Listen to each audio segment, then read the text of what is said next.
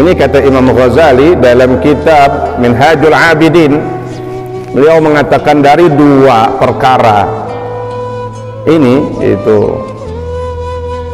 mencegah kemunkaran, mengajak kebaikan, mencegah kemunkaran, yang paling berat adalah mencegah kemunkaran.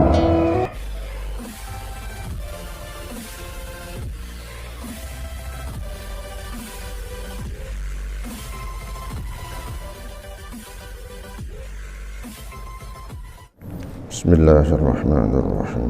Assalamualaikum warahmatullahi wabarakatuh.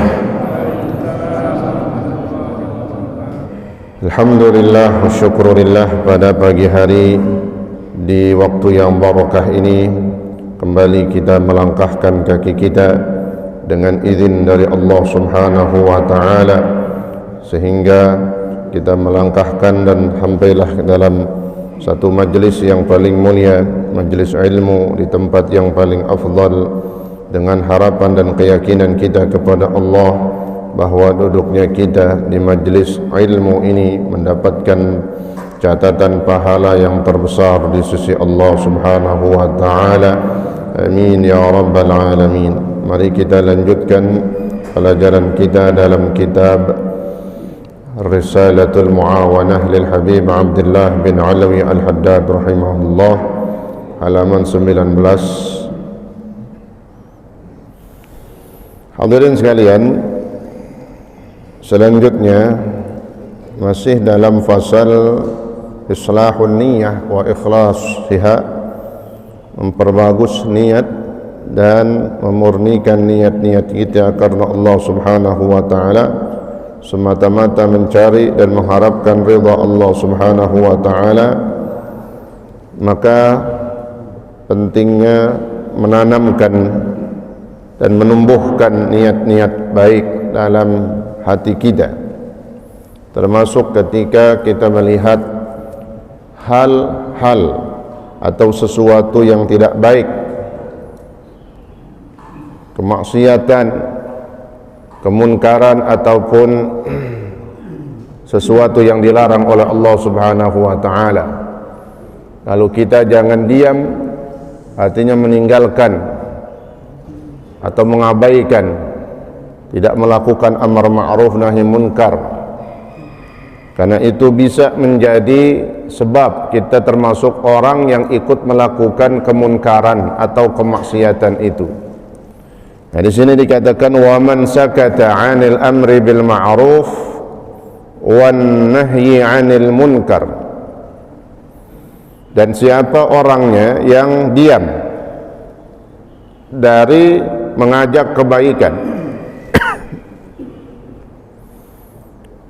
wan nahyi 'anil munkar, diam dari mengajak kebaikan, enggak mau ngajak kebaikan barang sedikit, ajakan-ajakan apa saja, ibadah, sholat berjamaah, pengajian, ataupun taklim, ataupun sedekah, atau silaturahim, ajakan untuk berbakti kepada orang tua, kemudian ajakan dari kebaikan-kebaikan yang begitu banyak yang bisa kita ajak dari kawan-kawan dan saudara-saudara kita dengan ajakan, dengan kalimat mengajak, ya, menganjurkan. Tapi ini enggak, sakat, dia diam, ngajak aja ogah. Padahal kata Nabi dalam hadis, ad-dalu 'alal khairi kafa'ilihi, ad-dalu 'alal khairi kafa'ilihi. Ad-dal, orang yang menunjukkan, 'alal khairi, untuk kebaikan, mengajak, mengarahkan, mengajak kebaikan, mengarahkan kebaikan, nyuruh melakukan kebaikan. Kata Nabi, kafa'ilihi, maka orang itu mendapatkan pahala seperti orang yang melakukannya. Kita ajak satu orang, maka kita mendapatkan pahala dia juga tanpa mengurangi pahala tu orang. Dia dapat pahala tersendiri, kita dapat pahala mengajak, dan bukan dapat pahala ngajak doang. Kalau pahala mengajak itu disebut pahala mengajak kebaikan doang. tapi juga kita yang mengajak ini mendapatkan pahala dengan ngajinya dia. Misalnya kita ajak satu orang, ayo ngaji, nah, kita berangkat ngaji, dia ikut ngaji, ikut majelis ilmu, karena sebab ajakan kita. Pertama, kita dapat pahala mengajak amar ma'ruf, mengajak kebaikan, juga kita mendapatkan pahala ngajinya dia tanpa mengurangi pahalanya itu dia juga. Dia dapat pahala tersendiri sempurna, kita dapat pahala ngaji istilahnya dua. Jadi kita sendiri, yang satu lagi siapa?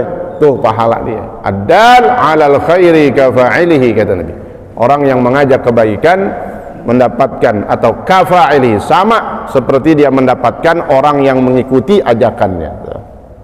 Inilah makanya pentingnya di dalam Islam ini kita selalu dianjurkan mengajak kebaikan. Kenapa? Bukan saja itu perintah dari Allah, amar ma'ruf, amar memerintahkan ma'ruf kebaikan, tapi juga sebenarnya membawa keuntungan buat kita. Yang kita ajak misalnya 2 orang, kita ngaji, kita dapat pahala ngaji tersendiri buat kita. Tambah berapa orang tadi itu? 2. Kita ajak 5 orang, saat itu ngaji di majelis ilmu, kita dapat pahala 6. 1 pahala kita, 5 pahala orang yang kita ajak itu. Itu pentingnya, ya. Subhanallah. Jadi istimewanya Islam, ya, kita menebarkan keindahan dan kedamaian dan kesejukan dengan ayo saling-saling mencari ridha Allah, memperbanyak kebaikan-kebaikan kita. Tapi bukan mengajak kebaikan saja. Nah, ini. Ada yang kedua, nahyul munkar. Mencegah kemunkaran. Nah, ini kata Imam Ghazali dalam kitab Minhajul Abidin, beliau mengatakan dari 2 perkara ini, itu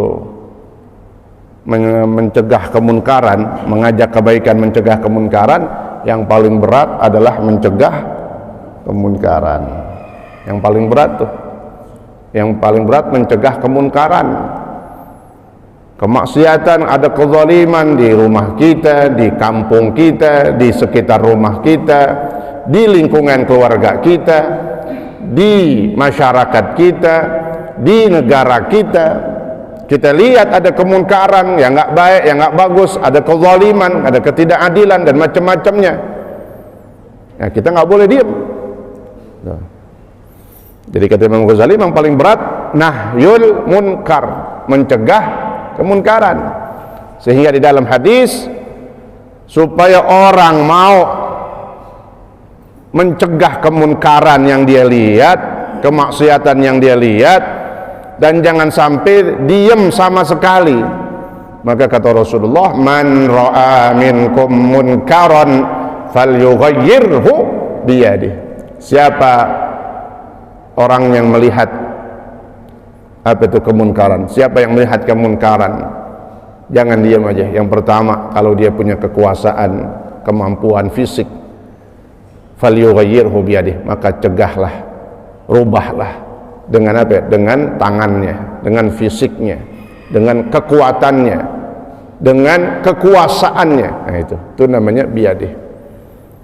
Kalau kita nggak punya kekuasaan, fisik agak berani, fa illam yastati' fa bilisanih, turun.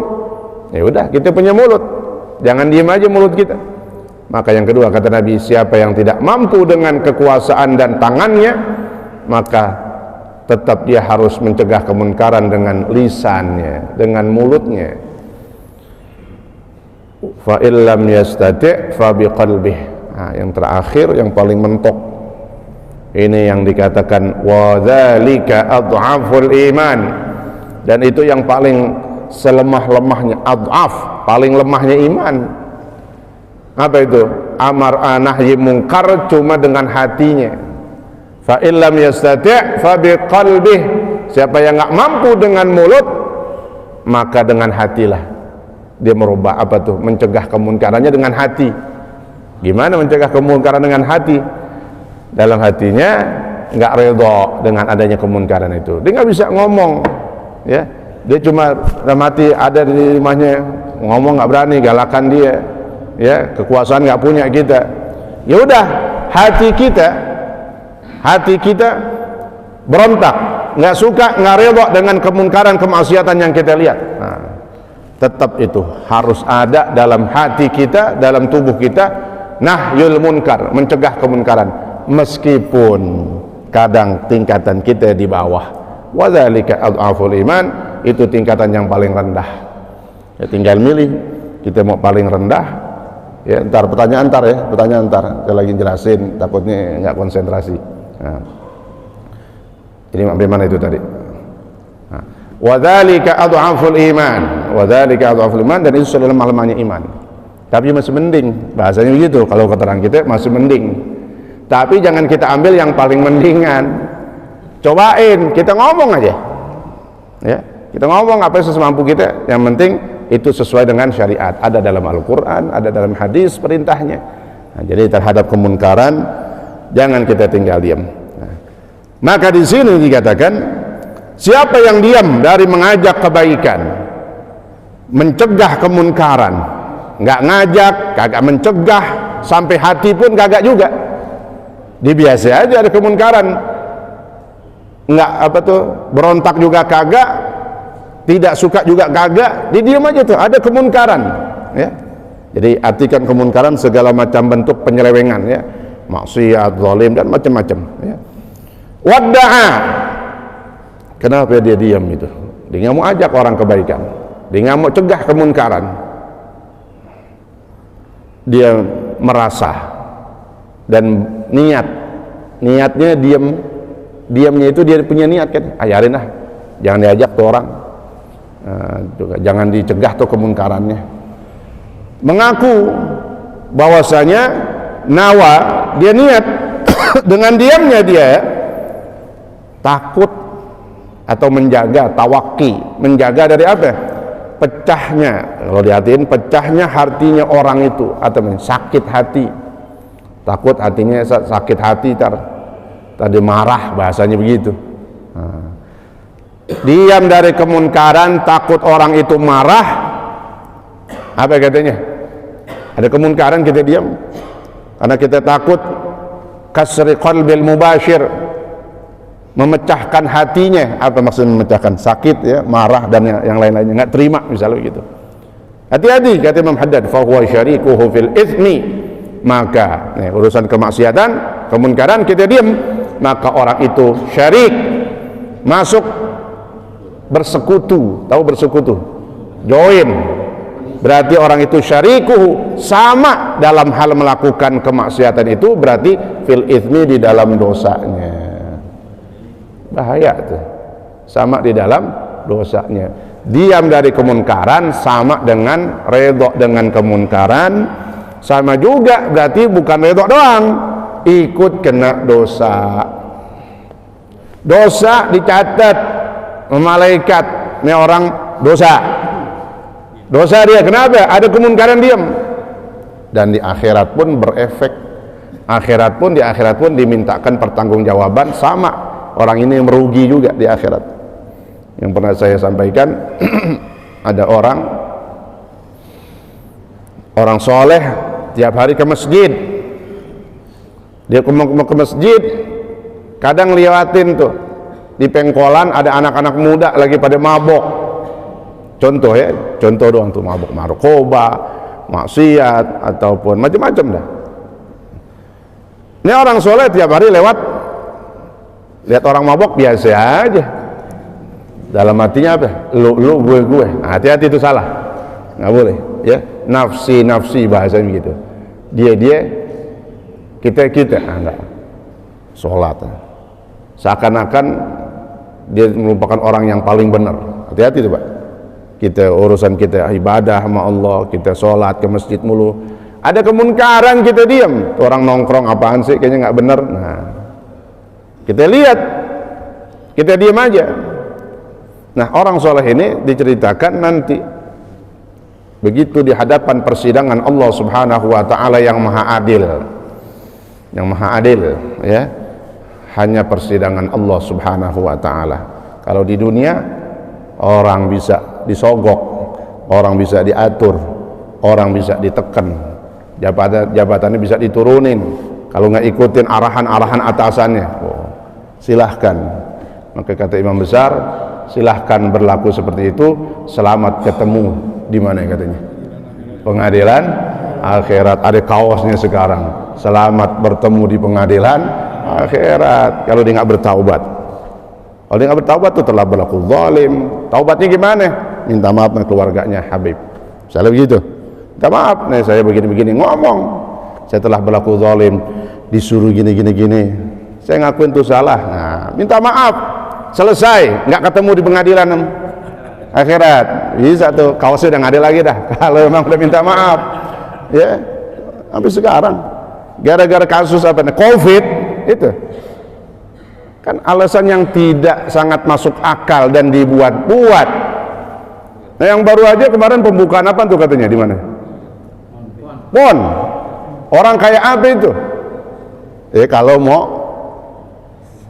bahas ke situ, berarti kan ada ketidakadilan, ada kezaliman, ya, sampai mendekam di dalam penjara. Bukan sendiri doang, grup-grupnya itu Habib semuanya kena. Ya Allah, ini kezaliman yang nyata. Kita cuma bisa ngomong atau bapak-bapak iya, nah itu dia termasuk amar ma'ruf nahi munkar. Ya, kita nggak bisa ngomong banyak tapi iya Ustaz benar tuh, saya nggak redho. Nah itu sama, mendukung, ya, mendukung bahwasanya kita artinya nggak suka terhadap kemunkaran, itu untuk menghindarkan diri kita dari dosa. Nah, maka di hadapan Allah, ini orang soleh kayaknya ada girang-girang dah mau masuk surga. Orang kan main ibadahnya, puasanya, ataupun ibadah-ibadah yang lainnya, tapi urusan kemunkaran diem. Begitu di hadapan Allah, rupanya di belakang orang soleh ini ada seseorang yang ngikutin. Tuh dalam kitab Nasaihud Diniyah disebutin di situ. Ada orang ngintil di belakangnya, tahu ngintil? Diikutin, kita nggak tahu ngintilin. Kalau kita tahu, kita tegur. Lalu kata Allah, hai hambaku, siapa di belakangmu itu? Dia nengok, oh iya ada orang. Kata orang soleh ini, saya nggak tahu ya Allah, saya nggak kenal juga. Lalu yang di belakang ngomong, Pak, dia tegur, diajak ngomong tuh orang soleh yang di belakang. Bapak mungkin kagak tahu saya, nggak kenal saya, tapi saya kenal Bapak, katanya. Kenal di mana? Setiap Bapak mau ke masjid, ngelihat saya lagi megang botol, mabok. Pak Haji diem aja, masjid Pak Haji kan misalnya gitu. Ya, ini koreksi buat kita, jangan diem aja, ya. Bapak diem aja tuh, saya megang botol pada nongkrong, pada maksiat, ya. Ada nyawer, joget, lagi kondangan, ya. Makanya kalau kondangan-kondangan yang model begitu ada hukumnya. Boleh kita nggak datang. Kalau ada dangdutnya, ada ya macam-macam dah, boleh nggak datang, ya. Nah, lalu apa katanya? Benar kata Allah kepada orang soleh, benar yang dikatakan anak muda itu. Nggak bisa bohong nanti, nggak bisa bohong di sana, karena di hadapan Allah yang maha adil. Iya ya Allah, memang saya ketika ke masjid saya ngelihat dia memang mabok mulu, tapi saya nggak pernah berkata sedikit pun, ngelarang aja kagak pernah, ngelarang aja nggak pernah. Maka dari keterangan ini berangkat dari hadis tadi, itu hadis ya, cerita dalam hadis. Lalu kata Allah, anak muda, pegang nih tangannya hambaku, kau ajak dia masuk dulu ke dalam neraka. Na'udzubillah min dzalik. Itu ismi, dosa. Di dunia dosa dapat, di akhirat neraka. Orang yang diam dari kemunkaran, ya. Makanya jadi mencegah kemunkaran bukan tugasnya FPI doang, begitu dulu istilahnya. Oh ya rendah ada FPI, ya itu mungkin yang frontnya, tahu front, makanya disebut front, apa yang maju. Adapun tiap kita harus tetap amar ma'ruf nahi munkar. Masa kemunkaran di rumah kita kudu manggil FPI misalnya gitu? Ya kagak, kita sendiri yang kita lihat depan mata kita. Jadi masing-masing setiap kita, dalam diri kita, dalam keluarga kita, dalam saudara kita, amar ma'ruf nahi munkar. Adapun urusan yang lebih luas, mungkin ada grup-grup ataupun kelompok yang memang menjadi wakil dari kita, seperti FPI, dibubarin gitu. Ada lagi tetap, ya, F-nya, P-nya tetap ada. Kalau tadinya front pembela Islam, sekarang front persaudaraan. Oh Allah, mau ganti apa lagi? Tetap ada besok FPI juga, ya, front pemersatu Islam bisa, itu, ya. Iya. Ini bab kemunkaran. Jangan kita tinggal diam. Di dunia dosa, di akhirat hati-hati. Dibawa kita, diseret sama orang yang kita lihat kemunkarannya. Oh, saya nggak kenal. Ini contohnya nggak kenal. Karena di sono nggak berlaku kenal ataupun tidak, tapi kepedulian kita nanti menentukan di akhirat. Ya. Nih, jadi dia diam karena takut marah, takut tersinggung. Jangan. Wa idza ta'allaqat an-niyatul khabithah bil 'amal at-thayyib afsadathu wa sayyarathu khabithan.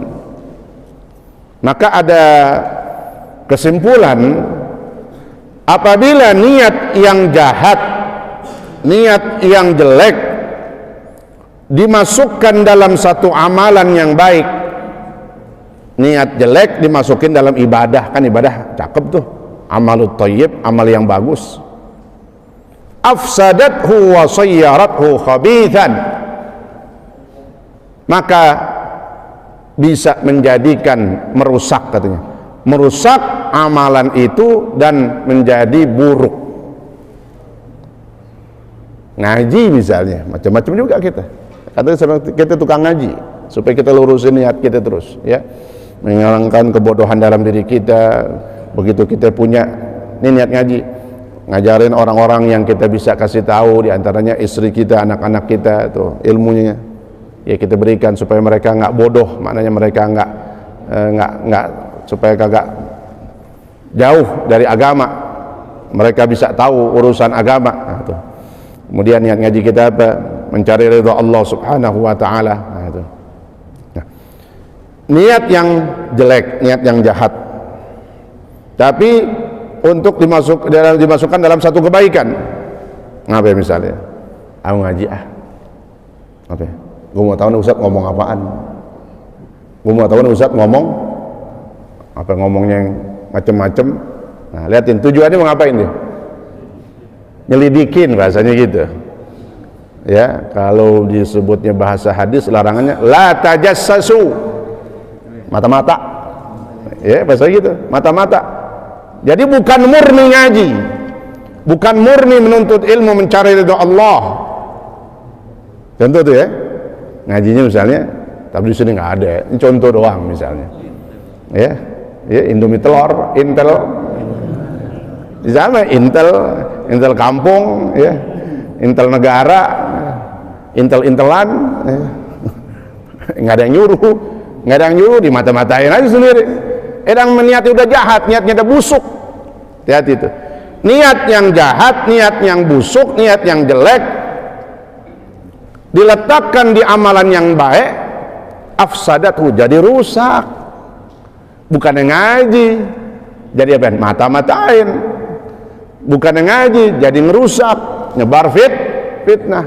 Nah, ini bahaya, ya. Itu contohnya. Banyak contoh yang lain, tinggal masukin aja, ya. Jadi niat-niat yang jahat dimasukkan dalam amalan yang bagus, menjadi rusak tuh amalannya, merusak amalan yang bagus itu. Ya kalau rusak jadi wasayyarathu khabithan, jadi buruk juga. Gitu. Kaman ya'malu shalihat wa yanwi bidzalika tahsilal mal wal jah. Seperti orang yang beramal soleh, ya, wa yanwi bidzalika tahsilal mal wal jah. Kita beramal soleh, berbuat kebaikan, tapi tujuannya dunia, tujuannya harta dan jabatan, tuh jah, pangkat, apa ya, menjadi pejabat, atau dia berbuat baik kepada orang. Tujuannya apa? Supaya mencari duit, mencari harta, ya. Yang dikerjain kayaknya bagus, tapi ada niat bukan karena Allah. Ini contoh-contoh bukan karena Allah, ya, niat jahat, niat buruk. Termasuk niatnya nggak bagus itu, ya, niat karena dunia, tahsilul mal wal jah, dan jabatan, pangkat. Ya udah nggak murni dah, udah nggak benar, berarti kerjanya udah rusak dah, udah nggak benar dah pokoknya, ya. Ini dan banyak contoh-contoh yang lainnya, ya. Ini pentingnya kita niat baik, tumbuhkan niat baik. Sampai tadi dalam urusan kemunkaran jangan kita diam, ya. Niatin itu untuk kebaikan kita juga dan kebaikan dia, ya. Termasuk kita saling menegur, memberikan nasihat dalam urusan-urusan yang sunnah, ya. Tadi ada mengajak kebaikan al-ma'ruf, yang wajib dan yang sunnah, kan gitu. Kebaikan ada yang wajib, ada yang sunnah, gitu. Maka banyak di dalam pembahasan fikih, sampai di dalam fikih itu, di dalam sholat, hayatus sholah, sunnah hayat itu banyak banget. Ada lagi sunnah ab'ad bisa dihitung, artinya dikit jumlahnya. Tapi ada lagi sunnah hayat. Sunnah hayat itu yang paling banyak. Sampai kata ulama ada yang menyebutkan 100 sunnah hayat di dalam sholat. Hayat apa itu? Hayat itu artinya keadaan. Ini yang berhubungan dengan adab dan etika. Etika adab-adab kita lagi sholat. Gimana sih adab kita lagi sholat? Nabi udah suruh, sallu kama ra'aitumuni usalli, sholatlah kalian sebagaimana kalian melihat aku sholat. Sholatlah kalian, maksudnya Nabi, seperti cara sholatku, atau sholatlah kalian sebagaimana kalian mengetahui cara sholatku. Bagaimana cara kita mengetahui cara sholat Nabi? Nah, itu dengan belajar kitab fikih yang sudah dirumuskan dan disepakati oleh para ulama. Nah, di antaranya hay'ah, tuh hay'ah. Sunnah hay'ah banyak banget. Banyak ya sunnah hay'at. Ada mengangkat tangan ketika takbiratul ihram, mengangkat tangan waktu mau ruku, mengangkat tangan bangun dari ruku. Mau sujud angkat tangan enggak? Enggak. Mengangkat tangan setelah bangun dari rakaat kedua, maksudnya setelah tasyahud awal, itu yang di sunnah-sunnah hayat. Kemudian habis diangkat tangannya takbiratul ihram, kita taruh nih wad'ul yamin 'ala shimal, kata Fathul Qarib, pengarang kita Fathul Qarib, matanya meletakkan tangan yang kanan di atas tangan kiri. Kalau bahasa kita apa namanya gini? Sedekap gitu. Ya, batinnya kanan di atas, zahirnya kiri, ya. Ada begini, yang bagus begini nih, di sini ambil megang begini, gitu. Ya, itu ada hikmahnya katanya, ada hikmahnya. Sunnah, di dalam sunnah ada hikmah. Yang pertama katanya menjaga iman kita dalam hati kita. Sholat sehari berapa kali? 5 kali. Begini terus tuh tiap rakaat sampai selesai, ya, artinya sampai rakaat terakhir. Kemudian sholat sunnah kita kerjain juga, banyakkan lagi sholat sunnah. Begini lagi kita. Sunnah, makanya sunnahnya di dalam tiap sholat, baik sholat fardu ataupun sholat sunnah. Nah, kata Syekh Bajuri dalam kitabnya itu, penjelasannya beliau mengatakan untuk menjaga iman kita yang ada di dalam hati kita. Maka karena hati katanya, maka miring dikit. Kalau sedekah itu dikit, Pak, dikit banget. Jangan kebanyakan, jangan kelebihan. Orang kadang kelebihan begini kelihatan, kelewatan, bilangin begitu, ya, kelewatan. Dikit, sampai saking dikitnya nggak kelihatan, kayak kita kagak geser. Ngerti ya? Jangan lebih banget, dikit, ya kan, tengah hasilnya begini, ke kiri dikit, ma'ilan ilal yasar, katanya, sedikit ke kiri. Berarti dikit aja dah, dikit aja. Kenapa? Di sini tempatnya hati. Nah, kalau begini kelebihan, belum ntar nyikut lagi orang sampingnya, ya, yang samping begini, ikutan lagi, berantem dah berdua situ, ya. Yang salah cara sholatnya, ya. Maka pentingnya belajar fikih juga, belajar sholat kita jangan ikut-ikutin orang. Lalu letaknya di mana itu sedekah? Tahta sadrihi fauqa surratihi, di bawah dadanya, di atas pusernya. Bukannya begini, ada juga ampeg atau ampeg, sesek kali. Nah, mana? Juga bukan di atas dada. Dalam dada misalnya ini dada nih. Ada tulang dadanya. Bukan di dada, di bawah dada, di atas pusar. Miringnya dikit banget ya. Seakan-akan itu kita nggak ngerubah. Kalau dikit banget asal tengah begini.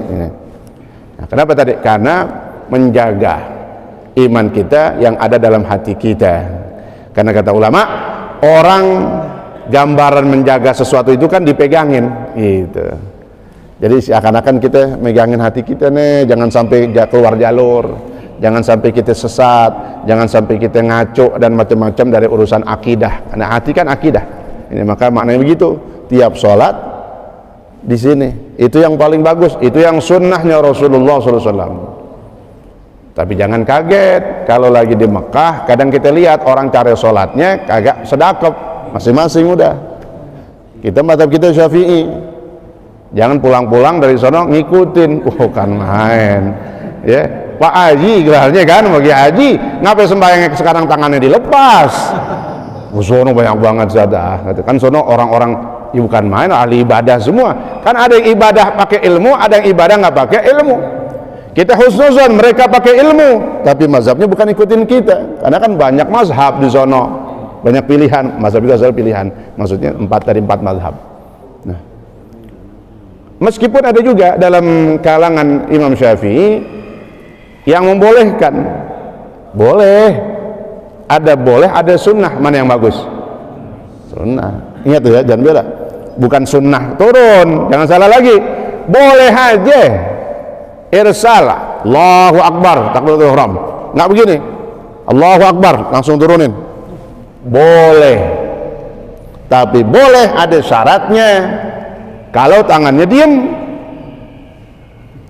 Maka tadi yang kedua katanya hikmahnya begini, untuk menjaga tangan kita dari main-main. Selain menjaga hati, menjaga tangan. Ya.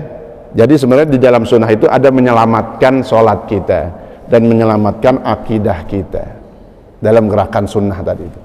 Kalau dilepas boleh saja, tapi dengan syarat lam ya'bas, jangan main-main dengan tangan. Sebab apa? Bisa ngerusak sholat. Ngerusaknya apa? Batal. Misalnya gimana? Allahu Akbar. Ini batal Pak. Tuh 2, 3, goyang. Ini kayak ayunan. Ya. Ini atau aja batal, apalagi 2. Ini gerakan yang lebih nih, fahish namanya. Ya. Ini bukan gerakan kecil. Kalau gerakan kecil itu jari kita begini-begini nggak apa-apa. Waktu ke headset dangdut. Ya. Membayang apa ngapain? Seandainya jari kita nih goyang, ini gerakan kecil, yang penting ininya kagak bergerak, ya gini-gini doang. Nah, kalau ini bergerak, nah garuk, ini gerakan besar yang bisa batalin kalau 3 kali berturut-turut, salasun mutawaliyat, ya. Tapi kalau sekali, 2 kali berhenti, nyambung lagi, nah, jangan sampai pokoknya 3 kali berturut-turut, gerakan besar. Ya kalau gerakan kecil bebas, mau 1000 kali juga, ya. Tuh. Nggak apa-apa, nggak batal. Makanya ya kalau gatel, garuk, jangan jabrah. Tahu jabrah? Kayak garukan gajah, ya. Gatel. Kalau orang ngerti dalam fikihnya, digaruk aja gini. Ada. Naking nafsunya ya, sama semut, kesel banget. Ditabok kenceng banget, ya. Jangan, ya. Meskipun itu kurang beretika. Nah, kalau gatal gitu ini, kalau gatal lagi ini sudah gini, pelan-pelan. Jangan begini. Nih, kalau telapak tangan udah bergerak, itu gerakan besar. 3 kali berturut-turut batal. Kalau gerakan kecil nggak apa-apa itu tadi. Makanya kalau orang laki sembahyang nggak pakai sempak.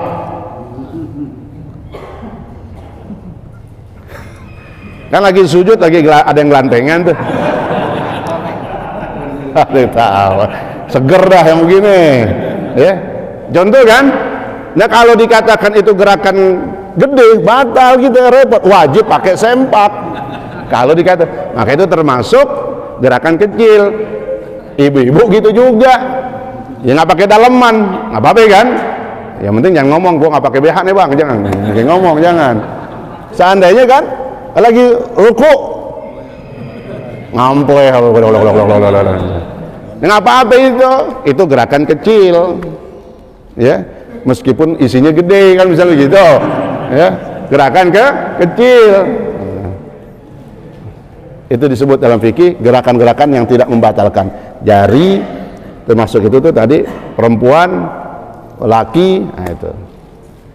Tapi kalau udah tangan, nah, makanya pentingnya itu taruh di sini, ya, itu alhamdulillah. Termasuk juga habis ruku kan i'tidal tuh. Ada yang kalau sunnahnya gimana? Begini, kan begini, ya. Ada yang begini juga, boleh emang, apa-apa, ya. Boleh itu, kalau habis ruku boleh begini, boleh ini. Tapi Nabi lebih sering banyak begini, gitu. Lepas maksudnya. Maka tadi lepas itu juga harus diem, ya. Banyak juga nih, maaf, ya, pas banget dalam babnya emang. Apalagi kalau kita nungguin bab fikih, ini kan campuran kitabnya Pak. Bisa akidah, bisa fikih, bisa hikayat, bisa cerita, bisa hadis, bisa tafsir di sini. Ya, nah ini misalnya yang kita i'tidal kan kita lepas tuh tangan kita, nggak begini, ya, karena Nabi lebih sering begini, makanya Imam Syafi'i makanya lebih mu'tamad, lebih sahih begini.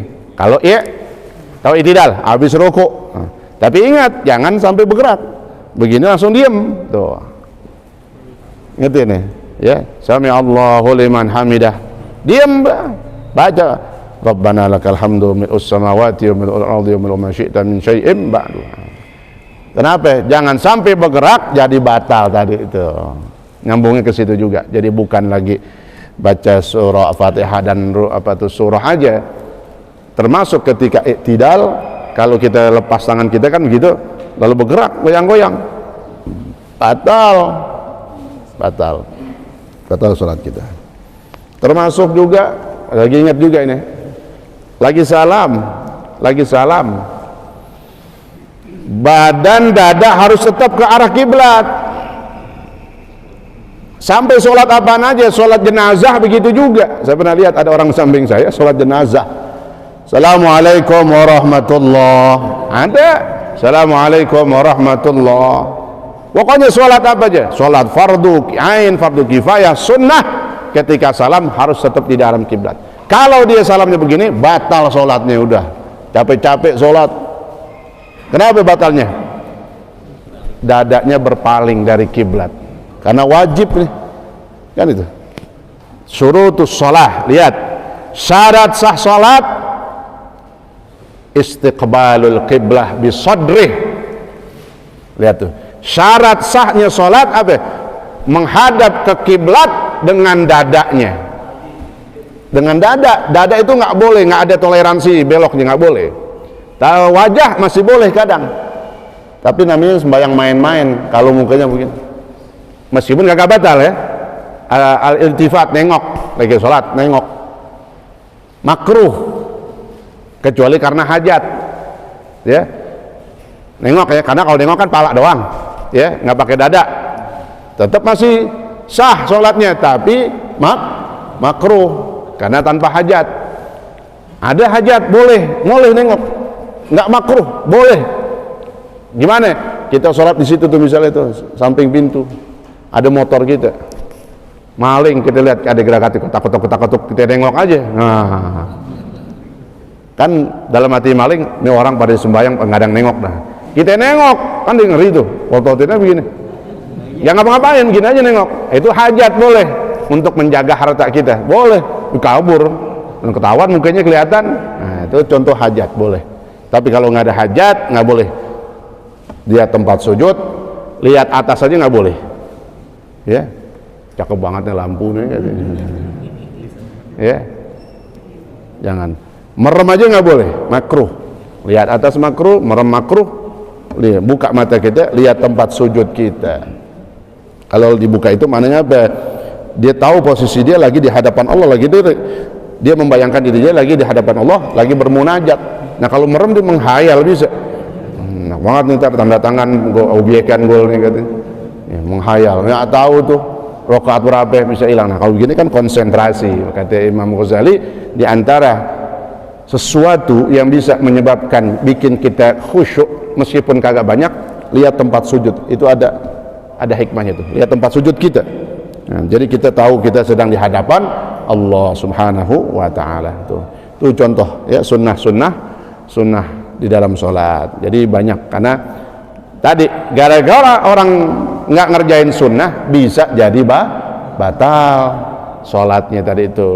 Dia nggak sedekap, dilepas. Kalau gini kan panjangan, waktunya lamaan ya. Nah, kalau i'tidal sedikit tetap juga harus dijaga, nggak boleh bergerak ini. Fajtahid ya akhi ila akhirih wallahu taala a'lam bissawab. Tandain itu ya sampai tadi bacaan terakhir waljah itu. Insyaallah besok fajtahid ya akhi ila akhirih wallahu taala a'lam bissawab. Mana orang yang mau tanya tadi? Enggak ada. Yang mau nanya? Enggak ada. Ah, udah pulang. Ya, udah paham kali ya. Ada yang nanya? Haji, silakan.